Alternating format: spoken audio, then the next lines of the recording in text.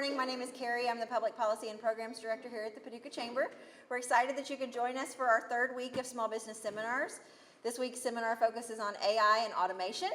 Willie Kearns, the CEO of SmartPath Technologies, is going to share some tips with us about how to automate those repetitive business tasks to make our small businesses more efficient.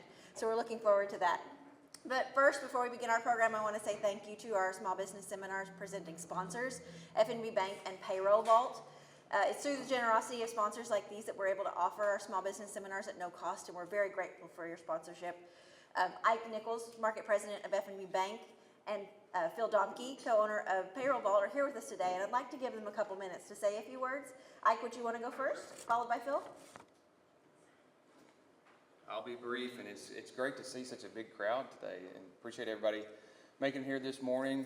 FNB's been a proud sponsor of this seminar series for the last several years, and we are certainly proud to do it again this year, and hopefully everyone gleans a lot of good information from this series, and we come back for the remaining couple of weeks that we've got left in the series, and so please mark your calendars for that and come back and do the remaining seminars here. But on behalf of FNB, just want to say thank you for what you do as small business owners and small business advocates in this community, and what you do for this community. So again, told you I'd be brief. Thank you, and I'll pass it along. Good morning. Good morning. I'm Phil Domke with Payroll Vault. Like FNB, we're very proud to be a sponsor of the Small Business Week and the seminars, Small Business Month, excuse me. Our company is very focused on small businesses. We're kind of backroom support for those businesses, kind of give you the opportunity to use technology and services that big businesses get for a small business price. So we're glad to be here, and I'm glad to see such a great crowd, and looking very forward to see what you say about AI. That's a very big topic in many industries, including mine. So we'll enjoy what he's got to say.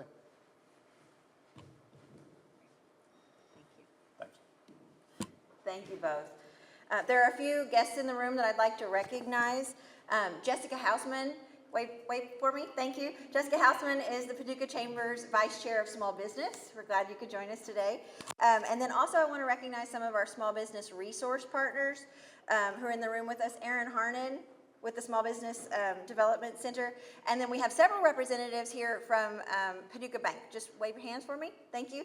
I point out these two organizations because these two organizations support the Chamber in many ways, but especially during our Small Business Cohort Program, which is going to launch on June 12th.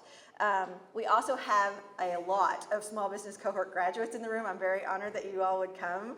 I want to recognize your names, so just wave for me. Tamara Jackson, Karen Lyles, Charlotte Pierce, Kimberly Story, Amy Tooley, Dustin Shirley, Mindy Carroll, Shalon Jeter, Terry Lundberg, Brent Hausman. Chris Hill is one of our cohort mentors, and Willie Kearns, our speakers, is a graduate too. So we have a lot of folks here who have gone through this program, and I think that they would agree with me when I say that this program can truly benefit your small business. So I would love to tell you more about it and how you can sign up. We have flyers in the back, and come see me after the seminar. One final thank you to Jeff Pierce, who is videoing our seminar series. He's a Paducah Chamber board member and the co-owner of Atomic City. We appreciate his services for videoing these so that those who cannot attend can view them later. We're going to get on with the program and learn more about AI. Willie, take it away. Hey, thank you all. Thank you very much, Carrie. So yeah, I know a lot of you, but I'm Willie Kearns, and I own an IT consulting company. We're based in Calvert City, but we also have an office here in Paducah, and the majority of our customer base is McCracken County and up into Southern Illinois. If you've done seminars with me before, I've told you this before, I'm one of the most ADHD people in the world. I don't necessarily follow slides very closely because they put me to sleep when I'm out there, and I'm very much interactive. And so today, when we're talking about AI, I've got some examples that I'll give you, but very much so if you have stuff that's in your business, or I say something that keys off, like raise your hand, yell, scream, wave your hands, whatever the case may be, because I think everybody would get more understanding how a particular situation may affect Jeff or Chris or whatever the case may be. So that I'm very interactive and don't be afraid to interrupt me and that kind of thing. So one of the things that a lot of people just at the beginning, you know, I've started using ChatGPT. I've started using some kind of AI system. One of the things that initially people have a lot of problems with, in fact, I did another seminar and Jeff from Atomic City back there attended, and then I met with him probably 3 or 4 weeks later, and he had tried to get started using it, but he just wasn't exactly getting to where he needed to be. And when you're dealing with AI, when you're dealing with a ChatGPT system, and we'll talk about different types of AI, ChatGPT is what everybody knows, it really is how you communicate. I've always been, I thought, a better writer than I was a speaker. I mean, I'll stumble over my words and stuff. I've always been a pretty good writer. And what I realized is, I don't know how many of you all have children, but if you've had a 4-year-old, 5-year-old, you have to give them very simple instructions. If you want to go to the bathroom, go to that door right there. No, don't go to the left door. I said go to that door. And AI is very similar. You have to break it down. You have to talk to it similar, just in the same language that while you may think that is silly, it's how you would talk to yourself. That's actually what natural language and ChatGPT-like systems pick up on. So, just to kind of give an example of very basic, thought forward. This is a prompt. When you go to GPT and you tell it something, that's called giving it a prompt. This just kind of demonstrates if you really think through what you want to do and tell it, in just pretty plain English. None of this is, big financial words or anything like that. But imagine my business specializing in custom software has tripled in size. I'll even add some detail that I didn't put in the slide. It's tripled in size, and we're located in rural western Kentucky. We're moving from 100 clients who use our app to 300 clients. We hope to be there in 12 months. I need to know what this is going to look like for me. Like, what do I need to have in mind in terms of hiring? What does that structure look like? How am I going to support it? So you give ChatGPT something like this, and what it's going to give you back, you're going to probably get 50%, 70% usefulness out of. It's going to give you a lot of extraneous information and that kind of thing. Because while it's remembered through things that you may have told it in the past, it doesn't exactly know what your business is. Is your business real estate? Is it software? Well, we did tell it was software, but we didn't tell it what it is. Is it an app? Is it an iPhone app? Or is it a payroll software, a payroll processing type software? So what does this look like? Well, ChatGPT kind of has to know what your day looks like a little bit now. So if you're not telling it what it looks like now, then it's not going to necessarily give you the best output. But that's something you say, okay, so what's this look like? Like I said, you're going to get fairly decent output. If you add to the end of it, ask me any clarifying questions to give me the best possible answer, it's going to start asking you questions that's meaningful based on what you say. What is your business? Well, what technologies are you using now? And you go back and forth, maybe with 4 or 5 dialogues, chats, and you're going to get a pretty good document, and it's going to be based on what you're doing today. Well, those kind of things. You can then it says also explain how the scale up has transformed my role and my daily tasks as a business owner. And again, it's going to ask you, well, what's your day look like now? If you tell it, I don't necessarily think that I am the best person to do some of the tasks that I do right now as business owner, where in the team chart is the best place for those tasks to fall? Well, and it'll come back and ask, well, what are those tasks? But yeah, my point, here is you just got to talk to it and talk to it normally, like I was sitting across the table from you at lunch and we're friends. It's not formal. It's not, and have to use financial terms and financial language. It gets it. Charlie, my COO, I love him to death, and he can do just about anything, but he's not the greatest at grammar. He might have a sentence that's actually 4 sentences. That's just how he types. GPT gets it. You can talk in Kentucky speak. GPT gets it. I mean, it knows what y'all are, and that's a group of people. It really does. And this is a pretty neat prompt to go through. So this is one, establishing a system to track business success. Again, if you ask it, if you have questions, ask me clarifying questions or whatever the case may be, it probably gets a little better. But keep in mind that ChatGPT does have a memory of things that you've told it. And it's gotten a lot better in the past 3 months probably at knowing if you're telling it things back and forth in a dialogue, these things are probably relevant to this person across the board. I am a real estate agent in Paducah, Kentucky. If you've told it that once, it's going to remember that. Now, it's always important to me that any document that goes out always has my signature in the bottom right. It's always going to remember that. 3 to 6 months ago, that was not the case, and you had to tell it that every time. So depending on what you've told it in the past kind of depends on the output that you'll get. The one thing that I'll tell you is at the end of this, and I've actually got several prompts too that aren't on slides that we'll talk about, but I'll give you an email address and I will send you this whole presentation, like all of the prompts is PDF, so you don't have to worry about writing them all down.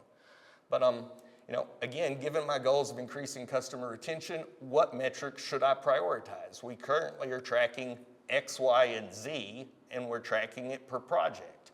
Suggest 5 other metrics that we could track and explain how each directly contributes to sales and overall business growth. Okay, you take that right there. Now, there's additionally suggest how to automate the collection of these metrics. Okay, that would be nice. So, pretty good prompt there, but let's say that you are in a business where you have 4 or 5 major competitors, and you know that there are certain things that those competitors do really well, probably better than you. And you know that you kick their butt in other aspects. Because their customer service sucks. Your customer service is at 2 o'clock in the morning, the phone gets picked up on the second ring, whatever the case may be. What you can add to this is give it those companies' websites and tell it about those companies. So what metrics should I prioritize? We currently are tracking customer satisfaction rates and profit margins per project.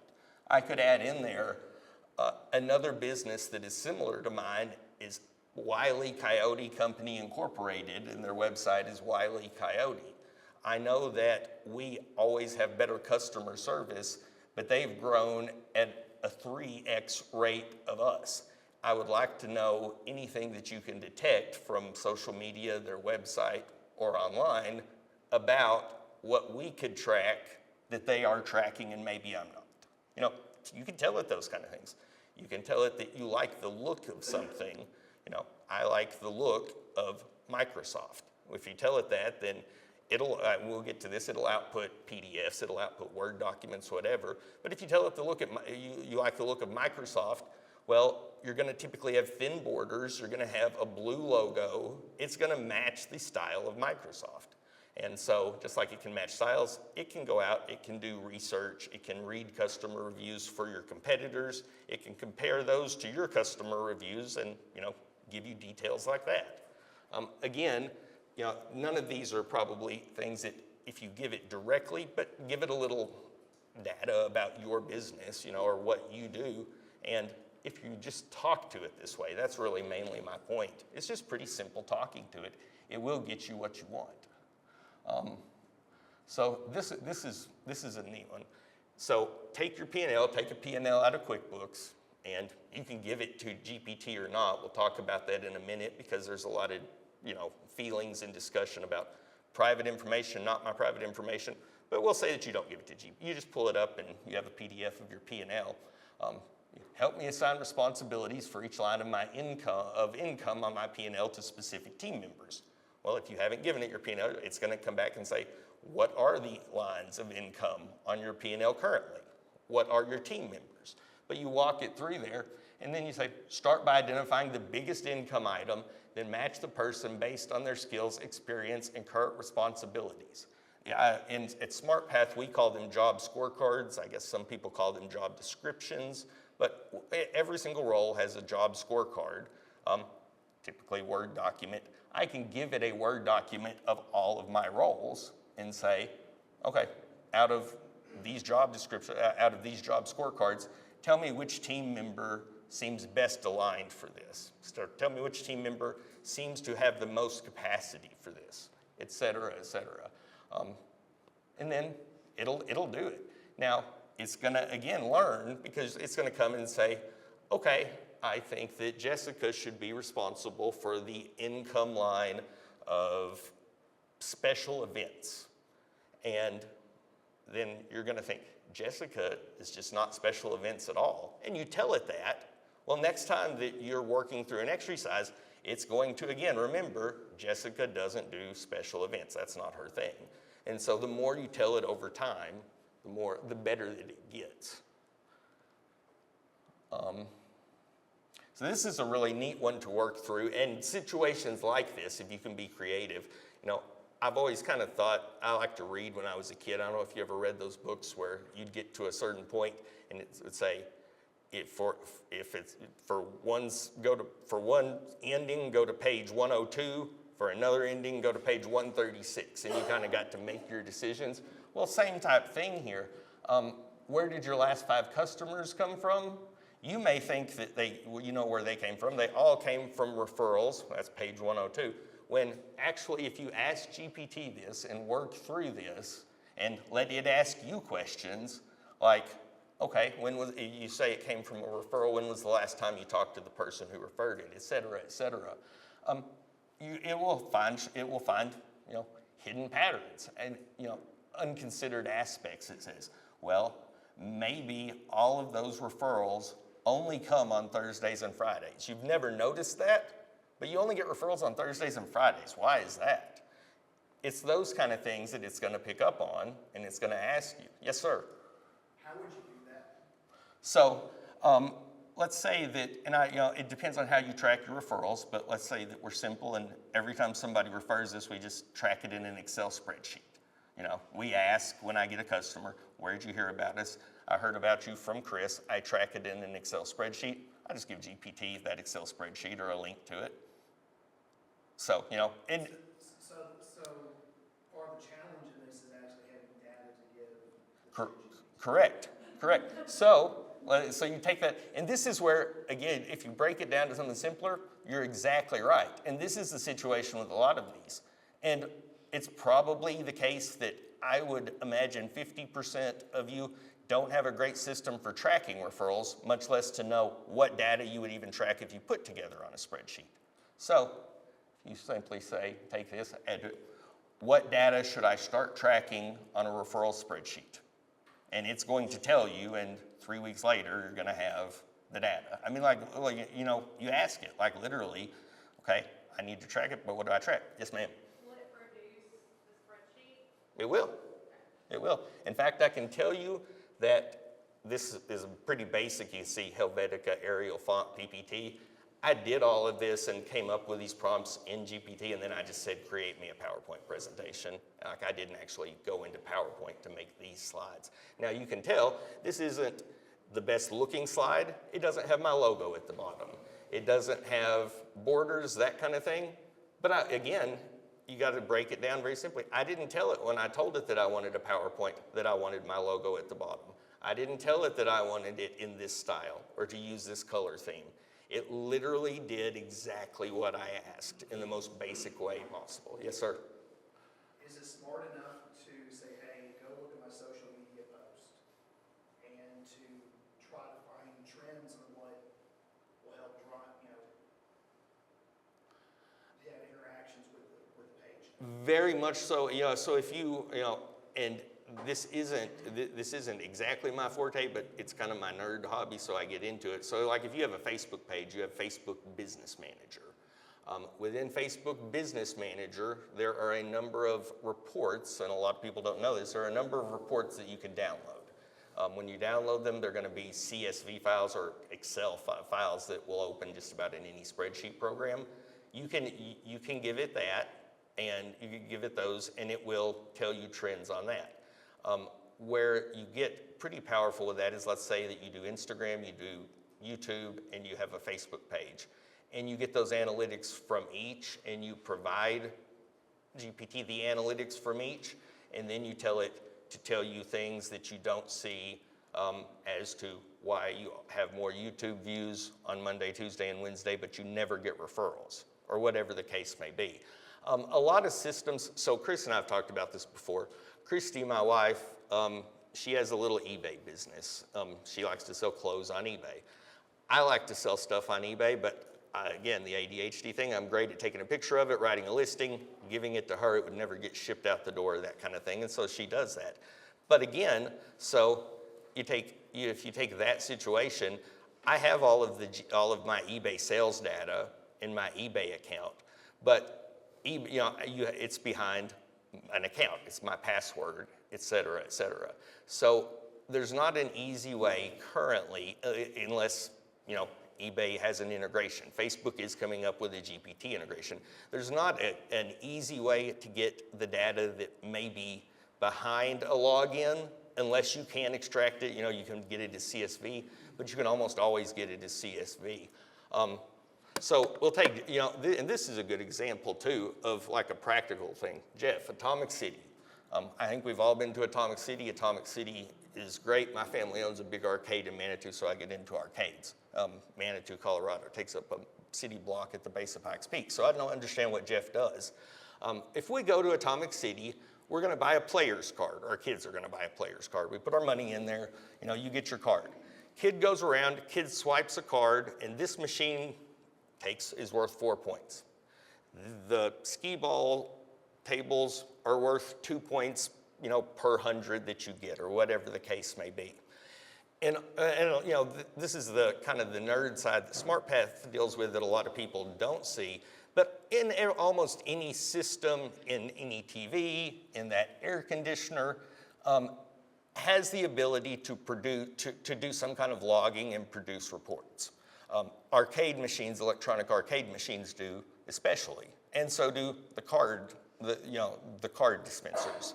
So Jeff can pretty easily collect all that data. It's going to dump into Excel spreadsheets. Now he may have to work with his amusement vendor to tell it to turn the logging on or whatever, turn spreadsheets on. But pretty soon he can have a spreadsheet day to day to see how many times it swiped, at this game, what time it is. He also has his calendar application, are there birthday parties going on, whatever the case may be. He can take that data and feed it into GPT and ask it just about anything. Here's an output of the report of card sales for Saturday. Here are reports from 5 video games that people swiped those cards on Saturday from 1 to 5 p.m. I want you to tell me which games are the most popular, played the most frequently, I make the most profit from, whatever the case may be. And it'll pretty easily do that. There is I pointed to the air conditioner over there. There is a HVAC company in Benton, CNC Heating and Cooling, and they do HVAC. One of the things that almost any air conditioning unit can do now is to record a log. Believe it or not, actually has a USB port on it, so it can record logs of abnormal events. When did it kick on? When did it kick off? Whatever the case may be. CNC has a proactive maintenance program, so you pay them, your fee per year, and they come and clean your unit, and they come and do all that kind of thing. Well, what they've started doing is they've started collecting the data when they come out and do your annual cleaning, and Tech just has a jump drive and puts it on, it's a CSV file, plugs it in, and there's actually a menu sequence command, but it'll dump a log to the jump drive. They take that jump drive back, and it's not like an instant thing, but in about a week, the person in the office, they have a process, they send it through GPT, and it tells them, this client has a Daikin 7280 mini split unit. Tell me any abnormalities if it seems that there are more faults than our average for this unit, et cetera, and it'll tell you. It knows the difference in a Daikin 1450 and a Daikin 1453. Like, I mean, you don't have to tell it a lot of things. It'll know all of those things. So that's where a lot of people are getting data. Jeff pulls all of that from every machine that he has, and it's pretty easy then to see which machines are the most popular on Saturday nights versus which machines are the most popular on Sundays at 2 o'clock in the afternoon. Why are there a lot more swipes on days when people aren't buying players cards? That means people are keeping their cards and then bringing them back and using them again. You know, you see all kinds of stuff like that. And you really do just have to kind of ask it. You know, this is another one. If you're ADHD like me, I have a million things going on all the time because we're all entrepreneurs and we do that and we all have a million things, but I lose track of them. I drop so many balls. I recognize my weaknesses. Email is my kryptonite. Guys, if you ever email me, just text me and tell me you've emailed me because I'm likely to miss it. And you know, all the classic symptoms you hear about ADHD. I'm great at getting things started. I'm terrible at wrapping up the final details of a project, those kind of things. ChatGPT does have an app, an iPhone app and an Android app. So you can use iPhone app, you can use the Android app. And again, at the very beginning, if you think first prompt, whatever you tell it, and this is kind of complicated. You know, I simply have 3 or 4 saved chats because just like you can save a link on an iPhone, you know, and make a little icon out to Google, I have links to 3 or 4 saved chats. One of them is called Daily To-Dos. And every time that I am anywhere, if I think of anything, I pull out my phone, I do that, I just use Siri and say, hey, I can't forget to ask Charlie, did we replace the tires on Matt's company vehicle? Like, because I'm not gonna think about that. I'll think about that driving down the road and then it's gonna be a fleeting thought and it'll be gone forever. I just pull out my phone, Siri that. Or if I'm in the middle of something, you know, one of the ADHD traits that are terrible are that it's very hard for me to not interrupt you if I have a thought or think that you're going down a wrong path or something, but I recognize and have the wisdom that sometimes that's not appropriate. Sometimes I haven't understood the complete situation, whatever the case may be. But while I'm in your seat, I'm making a note, and maybe that note's wrong. And if that note is wrong because of something you tell me 5 minutes down the road, I'll simply tell GPT, I told you wrong about payroll being done on Tuesdays. Payroll's actually done on Wednesdays. Okay, and it picks it up. So I have a calendar. My calendar knows that I have a 13-year-old who is, well, going into 7th grade. I guess this isn't too effective because today's the last day of school, but I take her to school every morning. It knows that on Tuesdays, we have our leadership meeting at 2 o'clock. I have an accountability group call that is a religious 3 o'clock Wednesday afternoon appointment. Church on Sundays, and Sundays is a home day, never schedule anything on Sundays. I gave it some rules at the outset of what I want to do. And then it's very easy if I'm meeting with you or talking to somebody or we're trying to figure out a date, I just go in and say, hey, when is a date in the next 2 weeks that I can meet with Mark, keeping in mind that Mark is an accountant and tax day is coming up next Wednesday. And it's gonna consider that, it's gonna consider what I've told it in the beginning, and it's gonna look and know what else I've told it I have to do, and pretty soon it just becomes a personal assistant calendar.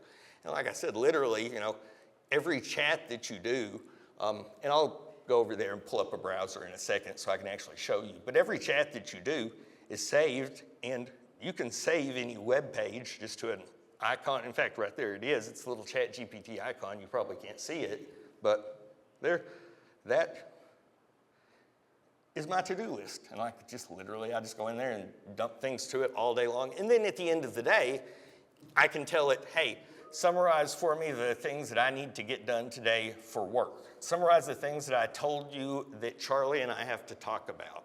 Are there any things related to the lawn or the lawn at any of the rental properties that I own that I need to do this weekend? Well, I might have been driving down the road Tuesday and thought, I need to make sure they get weed killer and kill the weeds in the driveway over at that building. I can tell you by Friday when I actually have time to do it. Like that was such a fleeting thought, it's never gonna happen. But then I just ask it and it tells me, yes, ma'am. So you're telling Siri to put this into the ChatGPT or into your calendar? So no, so like I have the ChatGPT app, So I'll pull it up here. So there's the ChatGPT app. And like literally, I'll just come in here and say, I need to remember that we need to buy weed killer for the building on Ash Street and tell Ryan that he needs to kill the weeds in the parking lot. There you go, and I just send it to ChatGPT, and then I just close the app. And then I go back at the end of the day into that chat, because I've done the same chat all day long, and that's where I say, or the week or whatever, give me a summary of this, or tell me the action items for that. So your calendar isn't connected to that. It's not directly connected to ChatGPT. It's just this, and honestly, my Outlook calendar is the true Bible of my calendar. But I've gotten in such alignment because I've got my Outlook calendar set up with my family time, with those kind of things, that this is great. And isn't ChatGPT supposed to be integrated with Siri shortly? So it is. And in fact, there's some ways, somebody wants to get with me afterwards, or I'll include it when I send you all the email of the slides. There's some ways you can actually connect it now. You kind of have to do it manually through your settings, but yes. And as I told you at the beginning, I keep saying ChatGPT because that's what everybody knows. There are a lot of AI systems, and,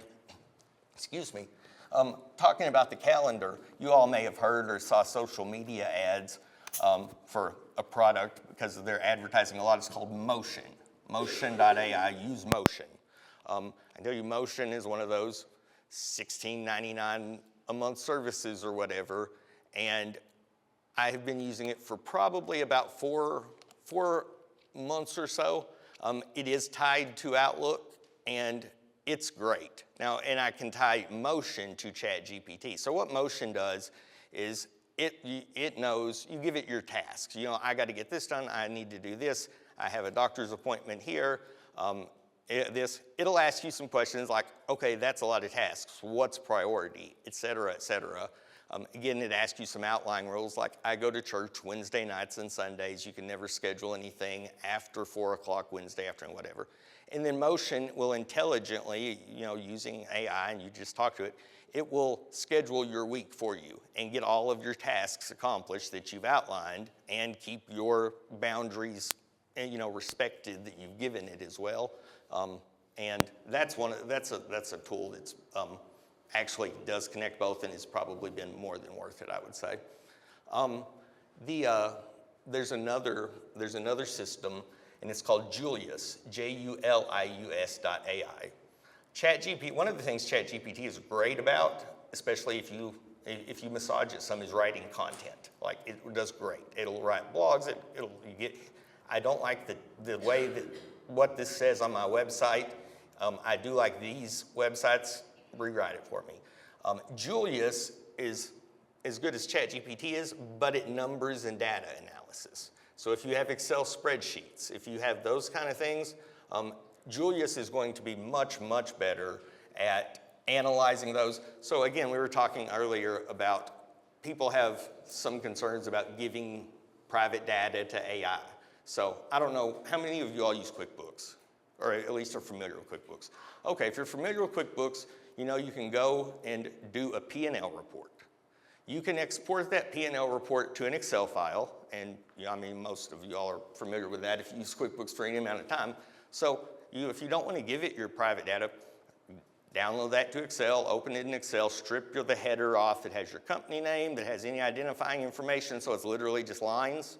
Now then, that's, it could be my P&L, it could be your P&L, it could be anybody's P&L. Somebody at OpenAI or Microsoft or whoever, if they look at it, they're not going to know who it is.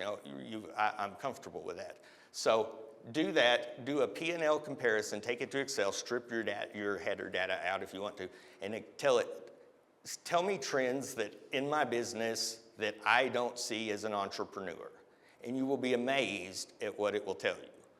Yes, ma'am. Do you have to tell it it's an Excel spreadsheet or just copy the rows in the line? No, you can literally just upload it. You can copy it, but you can just upload the Excel file too.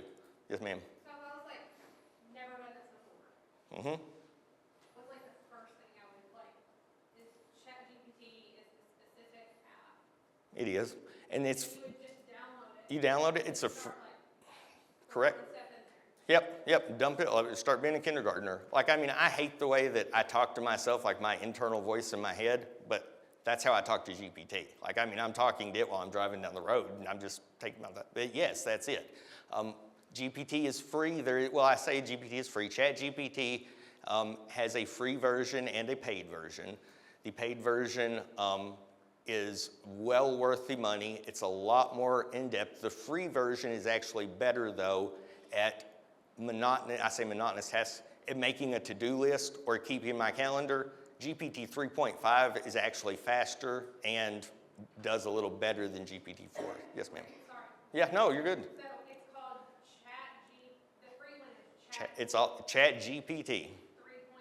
Yeah, well, when you download it, it'll ask you, do you want to pay for an account? And it's going to give you, because like I have a paid account, but I still use the 3.5 versus 4 for a lot of things because it's faster. So the 3.5 is the free. Correct. And then the 4 is the pay. That is correct. That is correct. You can have both. Yeah, you go back and forth between them. And I think, so Julius, I think, is, yes, sir. Do the two talk to each other? They do. And this is also actually something probably within the last 2 or 3 months that wasn't the case. You've been able to, for a long time to, if I have a chat with GPT, I can share it and send you the link and you can read the chat. So for a long time, you could do that and then give your new chat, hey, review this whatever and give it the link. But now you can actually say, hey, we talked yesterday about the real estate over on Harrison Street. Let's go back to that and add that the appraiser's going to come next Thursday, and it will talk across it. I don't know how many of y'all have CRMs and like sales, like marketing CRMs where you're tracking, okay, here's my leads, here's my qualified leads, here's my first-time appointments sat, all that kind of stuff. I mean, we're all a sales business, we're all marketing businesses when you get down to it. All of those kind of systems are great at producing reports. They may be reports you don't ever look at now or even would understand, but they're great at producing reports. If you get those reports out of there, and again, Julius is better than ChatGPT for this, but you get those reports out of there of, okay, how many dials did we call them SDRs, but how many dials did my sales development person get to get me in front of people that day? Well, and every day, 5 days a week, it tracks pretty soon. You've got 60, 70 rows of data for each person who's doing it, and you can start seeing trends, and it'll point them out pretty quickly that, Susie always has 17% less dials on Thursdays. Well, okay, you wouldn't have maybe noticed that, and what's going on? So has that been the case forever, Julius? That's been the case going back for the past 2.5 months. Well, that's when school got out. Okay, well, starts making sense. But those are the kind of things you just would never see if you didn't, have something to say, hey, just tell me things I might want to see. Yes, ma'am. So, I've up to this point used the free version. At what point what's going to help me to convince me to use the paid version? Why would I do that? I can show you some of the differences, but the most basic is, like I said, GPT is great at writing things. If I tell it to write me an article about technology in Paducah, Kentucky, it's going to write me what I would say is a fairly decent SEO optimized, and depending on how long I tell it, 3 or 4 paragraph article that's pretty general. It's going to know that we're in, it'll say Western Kentucky, it'll say those kind of things. If I tell it the same thing with GPT-4, it's going to know the intricacies of Paducah, that Paducah's on the river. The outputs are going to be much more like you sat there and spent 2 hours writing that blog, especially with tweaking. But really, the 3.5 is great for tasks. Like I said, you do this, you do that. The only thing with the 3.5 for tasks is if you're, like you said earlier, you're dealing with Excel, you're dealing with a CSV, you can't upload files to 3.5. You can copy and paste your spreadsheet in there, but if you want to actually upload a PowerPoint presentation, if you want to upload whatever the case may be, because you can upload any kind of file, then that's the paid version. Okay, so this is a really good example. I went through this yesterday, and I am on the Zoning Board of Adjustments in Calvert City, and the zoning ordinance is so complicated, and it's nuts, and it's hard for anybody to do anything. It's 107 pages. It's a PDF that's out on the website. I simply needed to know how far away from the road was I allowed to put a sign. Like, and if I had called City Hall, went to City Hall, I would have talked to 2 people and it would have taken 45 minutes. I gave ChatGPT the link to the zoning ordinance and said that, hey, I have a business that is in a B2 zone. I need to know the setback requirements for a sign that's not on the building. And it just, I mean, I had it in 45 seconds versus, having to read through the PDFs. So in that case, I would have had to get the PDF, probably opened it and saw, copied and pasted it. Or I just give it the whole PDF and say, tell me. It's that kind of thing, really. Let's see. So I was going to say, so some of the others that will that have been really, really good, and I kind of pulled some from accounting. I pulled some from various different places, and if there's any that any specific things that you all have questions about doing, then we'll talk about that. But if you just take some accounting, so if you pulled QuickBooks, you pulled your sales by customer report, your profit and loss report, and your balance sheet every month, first of the month, you go pull those PDFs going back 6 months. You start asking it to identify trends in your business or tell you trends that you don't see. Or if you notice, there's a problem and you don't know what the problem is, and you think the problem is that something's just automated and getting coded wrong, but there's no way you spent $38,932 on travel last month, but everybody in your company is saying, yeah, it's travel, like here, it's travel, and you just know it's not. Well, give it the reports and it'll go in and figure out the stuff that you don't, is it possible that travel is considered in any other category? Okay, then it's gonna ask you questions and it'll dig down, and it'll find your answer. It'll find your answer fairly quickly. The reports and data analysis out of QuickBooks is really pretty impressive. We provide cell phones for all of our people, for all of our staff members, like they all have a SmartPath phone. And it noticed that our staffing numbers went up, but our cell phone costs went down. And it had the intelligence to ask, either did you switch cell phone carriers or plans? Did you forget to buy somebody a phone? Or is your accounting wrong? Because more than likely, if you're a SmartPath, it got coded wrong somewhere and that's why it's wrong. But we wouldn't have ever found that till the end of the year. Just little things like that are incredibly, incredibly useful. One of the things, and in fact, and I brought a copy and I'll give it to anybody who wants it, or anybody who, if there's more than one people, I will get anybody a copy. I went crazy as an entrepreneur. I think it's easy to build businesses to 5, 6 people, maybe high 6 figures of revenue. But at that point in time, that's when you gotta have systems, and that's when you gotta have processes, and that's when you gotta have people and manage kids. And I love my kids. I got the best kids in the world. But manage your team, manage kids and that kind of stuff.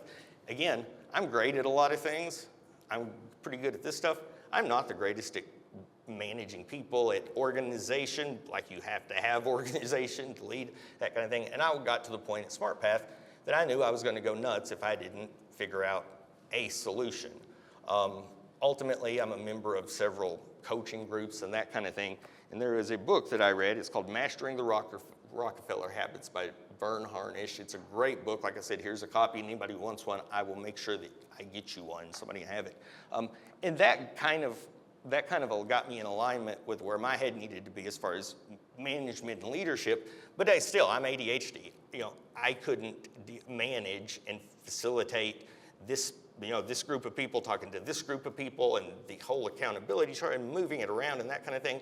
And ultimately, the solution we found was something called EOS. Some of you all may be familiar with EOS. I don't know if you are or not, but if not, it stands for the Entrepreneurial Operating System.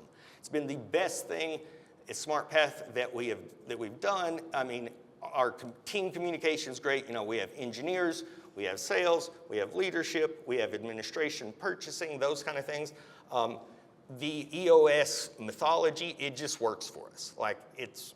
I can tell you that SmartPath exists. We don't exist because we're nerds. We exist because we really like to help people. Our mission is that we want to have enough profit every week that we can give every one of our staff members cash to go out and do grassroots good in their community as they see fit every Friday. That's why my people come to work. And I'm great at building teams and doing things for the right for the right reasons and getting people who are very much in alignment with me. But even if I get them in that are in head alignment with me, well, I've got to keep them organized and marching the same way and all of that kind of thing. So realized I had a great team of people who were very much in alignment with like, yeah, no, I want to go and pay their vet bill because they can't get their dog taken care of because they can't afford it. Like my people, that's why people go to work. But I still couldn't master the, okay, well, you're at work, these people have to talk to this people, and EOS solved that. If there's any kind of system or any kind of anything in your industry, I don't know, yes, all of you all who deal with real estate, if there's a system that you know is out there, you know it exists, you know nothing about, you hear somebody say something about mastering the Rockefeller habits. Again, if you can talk in your head to GPT and tell it, for example, so I was at a seminar today and somebody mentioned EOS and the Rockefeller habits, which I don't know anything about. But I do know that these are the top 4 frustrations that are going to make me want to punch a hole through drywall today if they don't get fixed. How would this get, how would EOS and the Rockefeller habits, successfully let me manage this in my business? Well, then you can see, oh, that's what this is going to look like. This system does work. This system doesn't work. You translate that across any number of, whether it's, leadership, whether it's management, whether it's arcade games, whether it's real estate, whether it's machinery parts and eBay or anything else. So that's a huge one. The other thing, a lot of common things that people don't think about. So we all know Christmas presents under the Christmas tree. Go in on Christmas morning and there's a ton of Christmas presents. Santa Claus came. Somebody asked you on Christmas morning, how many presents are under the Christmas tree? Like all together collectively before anybody opens their wrapping paper, how many presents are under the Christmas tree? I mean, you kind of probably guess and you know what you contributed, but 1, 2, 3, 4.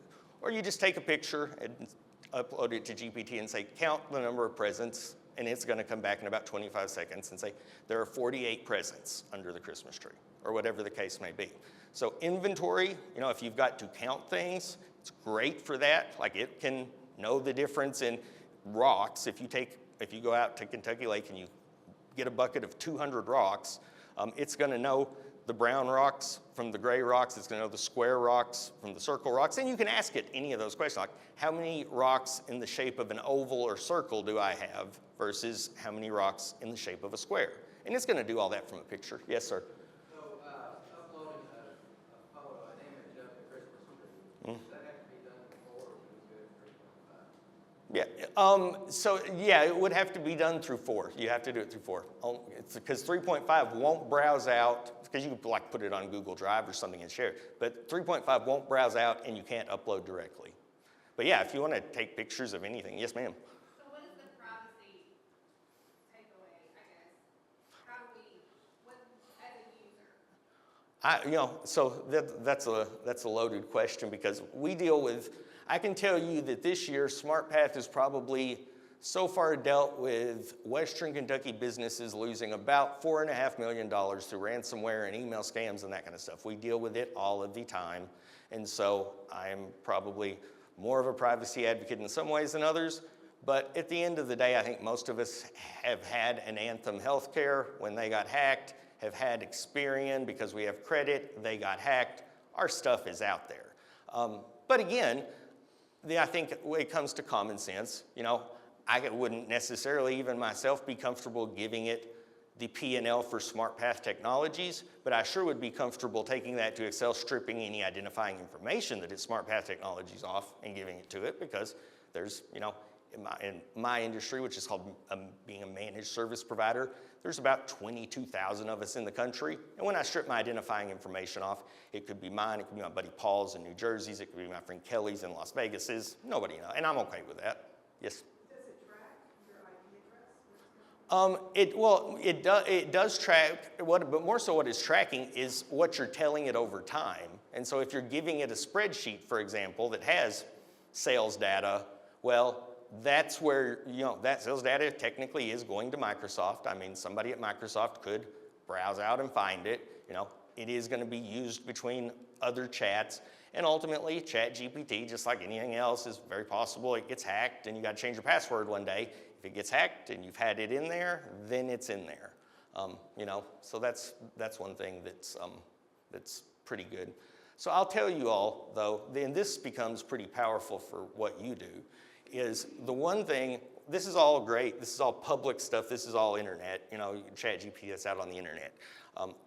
I can tell you at SmartPath, we have procedures and processes of how we do anything, and then we have what we call SOPs. Procedures and processes are how the trash gets taken out, those kind of things that are pretty standard. And SOPs are more technical, like if one of our clients has a staff member leave, what do we do with their email address and the email in their mailbox? That's an SOP.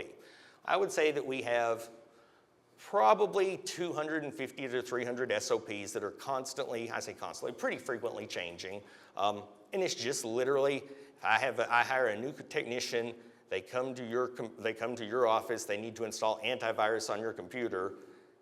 The SOP guides them through installing it the right way and checking the right boxes. And that's what our SOPs do.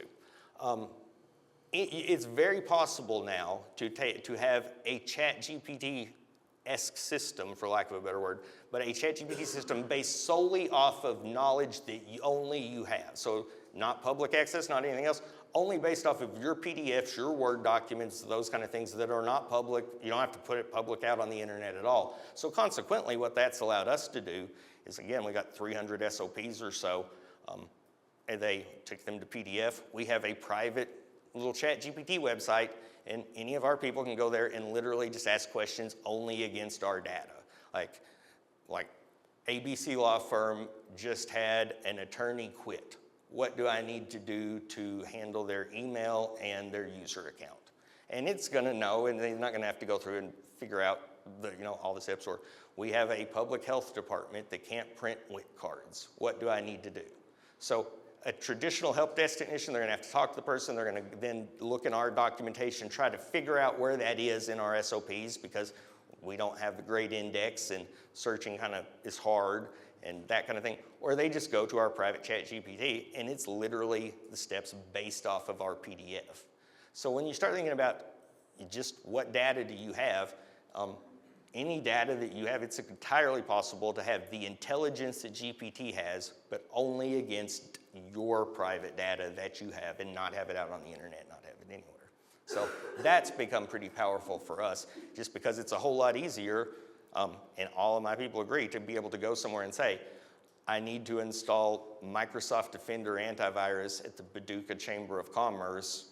What are the steps? Versus going and trying to pull up, we use a system called Basecamp, trying to pull up Basecamp and then figure out, is it under security and antivirus or is it under Microsoft, and then go find it and find the PDF and pull it up. Yeah, I mean, that takes 5 to 7 minutes, or they just go ask it and it's like right away.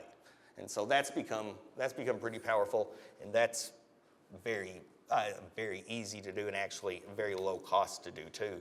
And that solves a lot of privacy concerns that a lot of people have had, because you can have a ChatGPT shared account, like a team account, so everybody in your organization can use and share chats and that kind of thing. But again, you've got the privacy concerns. So this has given people the ability to go through and just host it on a computer that they have in their office or whatever the case may be. But you can give it, and this is probably totally not the right terminology, Jessica, but you could go through and give it the MLS listings of every house that you sold in the past 24 months, and only that data, and then just go start asking it questions against that data. Like what's the average number of bedrooms and bathrooms of houses that I've sold in the past 24 months? How long were the descriptions in the houses that sold under 30 days versus how long were the descriptions in the houses that sold in over 90 days? Those kind of things. And again, that's all just, PDFs of literally your private data. But there's all kinds of things, guys. And the one thing I'll tell you is we're around, SmartPath is around, like I get into this, I'm more than happy to sit with you all, talk to any one of you, all of that kind of stuff. This is really what I get into. And I can tell you, we really do use it for everything. I mean, numbers are hard for us. Numbers are hard for everybody. I can't do math. Numbers are especially hard for me. But as far as finding things, figuring things out, being able to quickly get answers to things, I've always jokingly said you got to have a PhD in Google to work for us, because we see stuff we've never seen. But this makes it a lot easier. But yeah, anything like that that I can do. And the EOS, the scaling up stuff, I'm always happy to talk about that with you too. So, but no, I appreciate it, guys. I didn't put it up there, but it's really easy. My email address is just Willie, WILLIE, at smartpathtech.com. And if you will get your phone out and shoot an email to that address, I have a great assistant. Her name is Brea, and she will make sure that you get all of these slides plus about 30 other slides and some prompts. And if anybody wants a copy of the Master of the Rockefeller Habits, I'll be happy to send it to you. So there you go.